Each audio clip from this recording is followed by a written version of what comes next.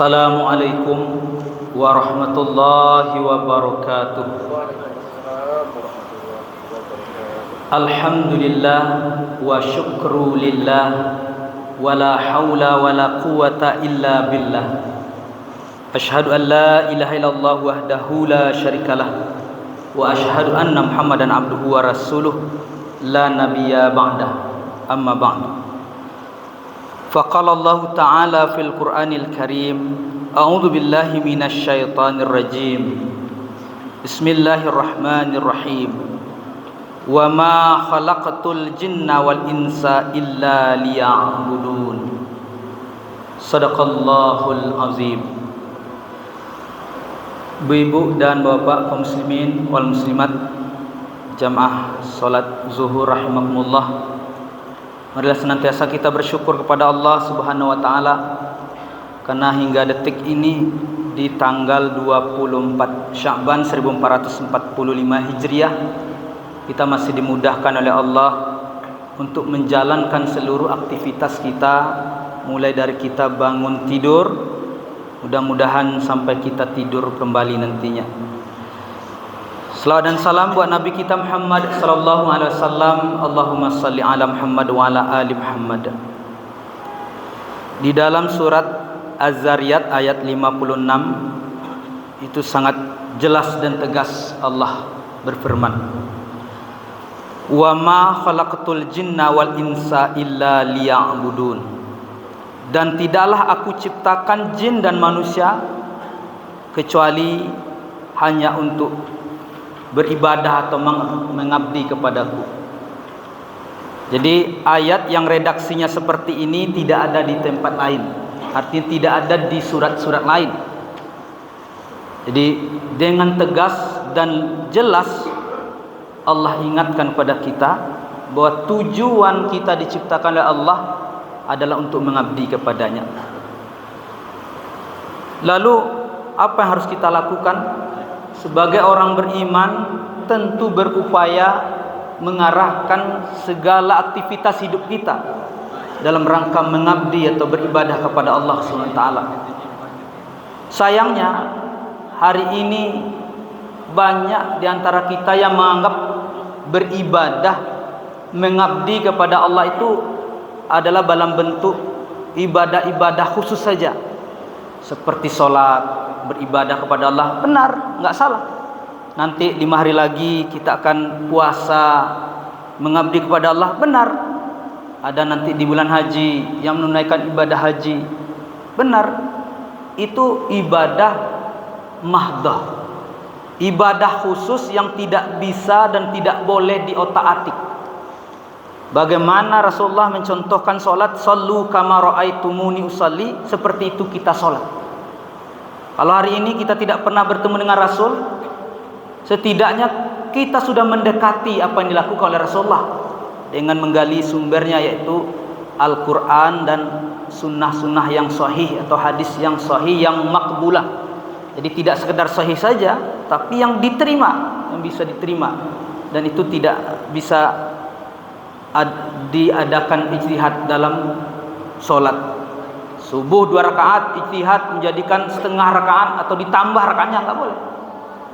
Zuhur 4 rakaat dijadikan berbeda seperti sholat isya, bacanya jahar, ya enggak boleh. Karena diajarkan oleh Rasulullah seperti itu, maka kita contoh ta'budi kita. Kita tidak bisa merubah berijtihad di sini. Nah, kalau itu hitungan ibadah kita, betapa sedikitnya ibadah kita. Karena subuh 1 hari ya sekali, zuhur 1 hari sekali, bahkan ibadah lain sudah ditentukan, batasannya ditentukan, jumlahnya ditentukan, ketentuannya ditentukan, waktunya ditentukan. Itu ibadah wajib atau disebut dengan ibadah mahdoh.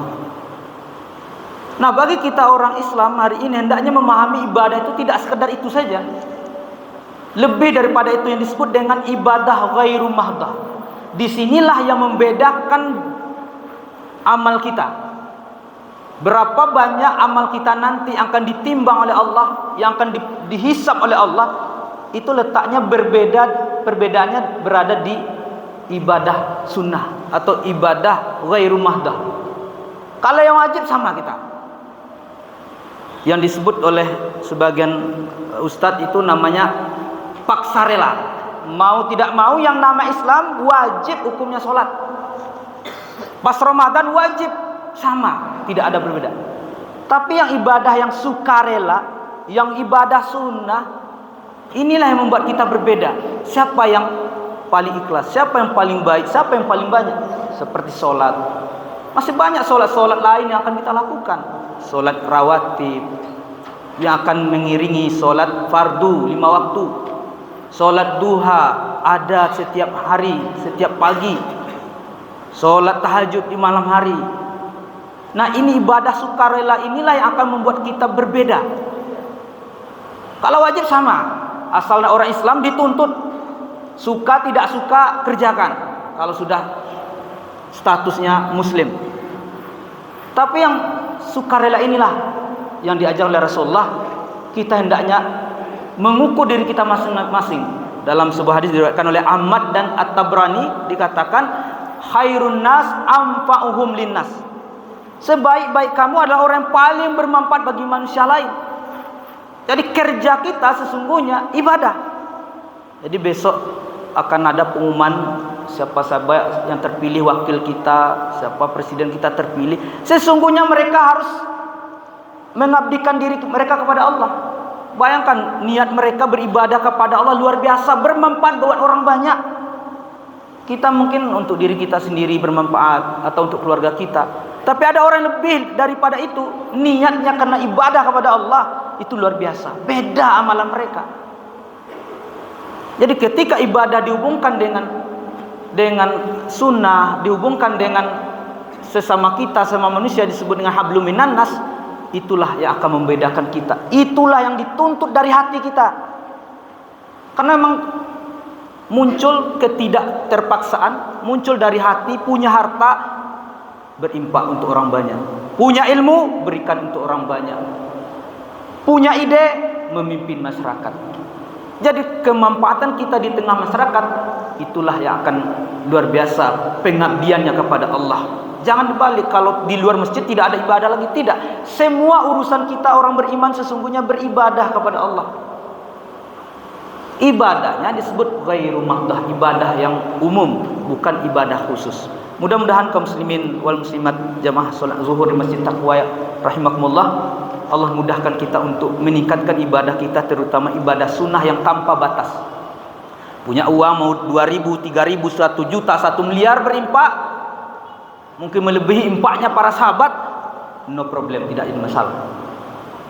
Tetapi yang wajib-wajib itu tidak akan ada kesempatan, bahkan menjadi salah ketika kita mencoba merubahnya. Mudah-mudahan Allah memberikan kemudahan kepada kita untuk bisa melakukan ibadah wajib dan ibadah sunnah. Assalamualaikum warahmatullahi wabarakatuh.